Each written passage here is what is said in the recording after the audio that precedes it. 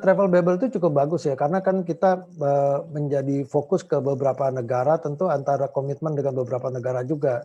Itu cukup menarik ya dari upaya itu. Tapi, eee, upaya tersebut juga kita tidak bisa melihat, suksesnya itu juga cukup besar. Tapi upaya tersebut kita dukung, karena ini juga bagian dari yang kita untuk, mengembalikan atau me-recovery di sektor pariwisata. Karena tanpa tanpa travel bubble itu juga kita, nggak mungkin tanpa ada program travel bubble, kita juga nggak mungkin serta-merta mudah mengangkat kembali masalah recovery untuk khusus kunjungan wismannya.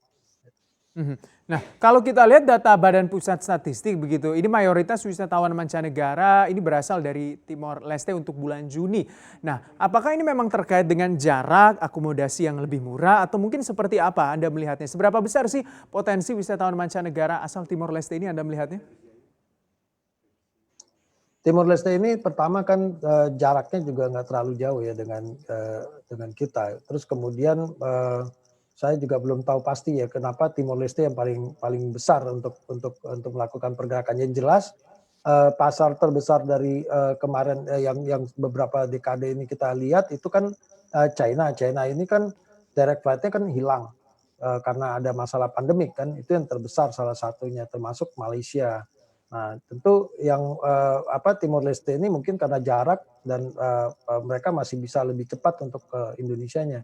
Tapi ke Mhm. depan saya, masih optimis ya, masih optimis itu, kayak Australia, itu akan bisa, kembali ya, khususnya daerah-daerah seperti Bali ya.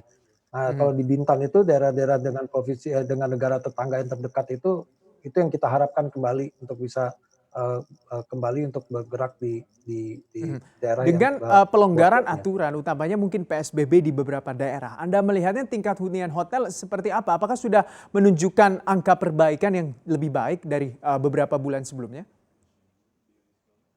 Eee, Peningkatan itu tidak meningkat secara signifikan, dia on and off ya. Kadang dia tiba-tiba waktu pembukaan pertama itu peningkatannya cukup, lumayan ya, walaupun itu masih di angka, 15% paling tinggi atau 20%. Namun kemudian terjadi penurunan kembali. Nah, penurunan ini karena bisa terjadi karena, pada saat kenaikan itu juga belum semua, hotel itu juga buka. Itu salah satu. Dan kemudian yang kedua, kita lihat itu peningkatan itu tidak sama di semua, wilayah. Contohnya, kita melihat di daerah Bogor misalnya. Bogor itu karena memang, eee, ibu kota negara ini menjadi sumbernya dari pergerakan domestik sebenarnya paling utama. Kalau kita lihat lebaran kan DKI ini pasti kosong. Nah kemudian, kalau dengan mungkin sudah ada yang bosan atau udah pengen butuh liburan, mereka sekarang lebih prefer untuk menggunakan kendaraan pribadi dengan destinasi yang terdekat. Nah sebagai contoh lagi kemarin Lampung. Lampung karena dekat dengan DKI kemarin pada saat, Idul Adha juga cukup terjadi peningkatan cukup, lumayan untuk okupansi hotelnya bisa 30-40% ya, peningkatannya. Pada saat momentum libur, beberapa hari kemarin itu gitu. Tapi Mhm. secara average kita masih paling tinggi itu 15%.